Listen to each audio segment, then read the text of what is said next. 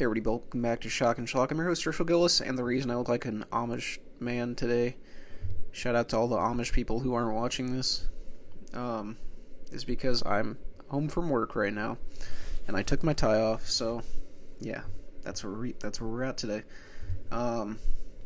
Stick around to the end of this video, too, because I got an announcement. A lot of you probably already know about it, but I want to confirm. But anyway, today's review is a film that I had been hearing a lot about from a lot of people in the community that I'm friends with and those that I respect, and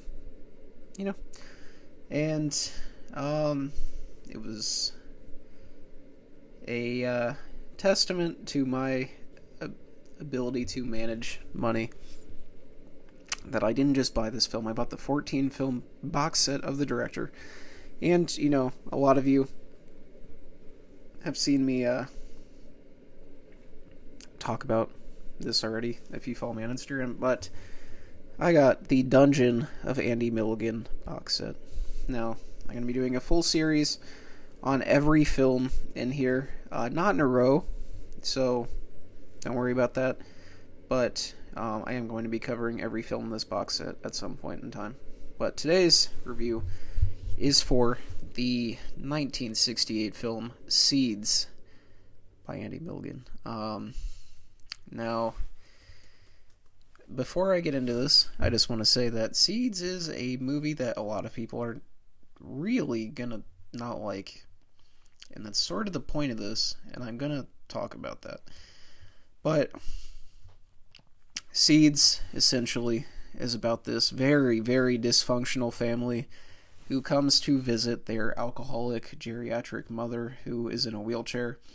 She is emotionally abusive and hateful. And you're going to be hearing a lot of that word in this review. Hateful, hatred, anger.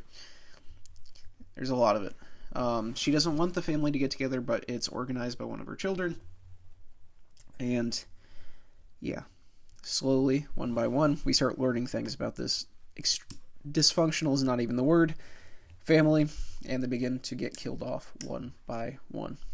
Now, whoa boy, okay, first things first, this may be a long review, because this film, after I watched it, instantly shot into my top 5 films of all time, and no, that's not a joke, I'm not exaggerating, this film really is that good. I'm going to put my box set up here, because you may see my cat in a second. For those of you who remember Elfie, she's in the room. But oh boy. Okay. Where to begin? The film is shot in black and white. I believe most of it was shot on handheld. And it stars actors that were not in a lot of things away from this, I believe. Andy Milligan had a sort of group of people that he enjoyed working with. And dear God, this film feels like an assault on your mental health. It's not a bad film. I'm not saying that like it's a brain-frying film like Things or something like that. This is a very good film.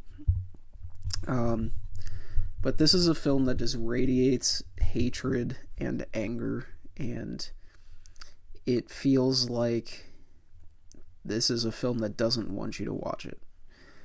Some of the main topics included in this are religion, closeted homosexuality, incest, familial abuse, alcoholism, murder, and yeah. Things that I really liked about this film are the acting. The acting across the board is stellar.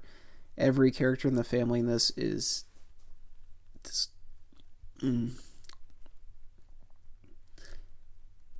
awful. There's not a single good person in this film. But they are played so real and so convincingly that we still become emotionally invested. I found myself watching this and I was just transfixed. This is a film that relies a lot on the acting.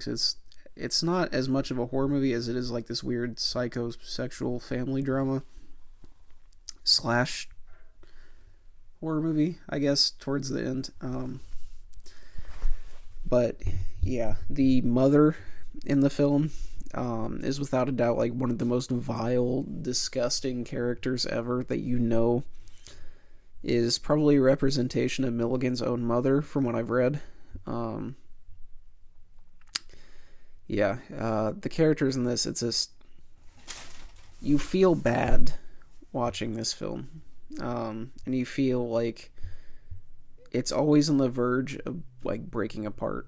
And I think this is a film where, you see a film that's on the verge of breaking apart, as I mentioned, like things are just getting up to this point where everything's going to explode in your face.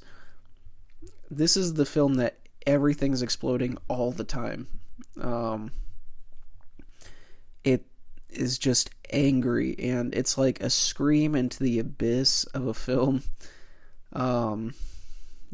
Multiple incestuous relationships, pedophilia, it's got a lot of things to say. And it's angry. Andy Milligan was angry, and it shows. This is not a fun watch, but this is an essential watch. This is one of the few films that I've legitimately felt like I needed a shower afterwards. Like, I needed something to, like, calm me down.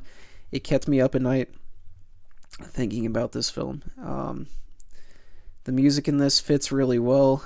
There's, like, some weird tonal differences between what's happening on screen and what the music is like. But the rest of the time it just fits the mood. And there's just a lot going on, and all the storylines actually, they all really go together really well. It's paced extremely well. It's only 84 minutes. The acting is stellar, like I said, especially from actors that were not, like, seasoned. This is just a stellar movie. But if you were a more sensitive viewer, or you were offended easily, this is not a film for you. I'm not saying this is extreme cinema, but this is the most, like, putrid and noxious film I have ever seen, despite not being that gory, which was something that would appear in later Milligan movies, though, when he was moving into the more Herschel Gordon Lewis side of things. But this is not a very gory movie, but this is an angry and hateful and spiteful film, and you should absolutely watch it. The Andy Milligan box set that I showed was worth the price of admission for just this movie. And yeah, highly recommended, essential viewing. So that's Seeds, a film that I'm going to be recommending for a very long time going forward. And that's it for the review for today. I will be reviewing the Street Fighter 2 and 3 probably tomorrow. But yeah, I have a new podcast with Spooky Celluloid. A lot of you that follow me on Instagram already know this. It's called The Open Casket, where we just talk shit. That's about it. And we've been getting a lot of good feedback on the first episode. It's done pretty well so far. People seem to enjoy it, and we both really enjoyed it. We were laughing our asses off half the time of the filming.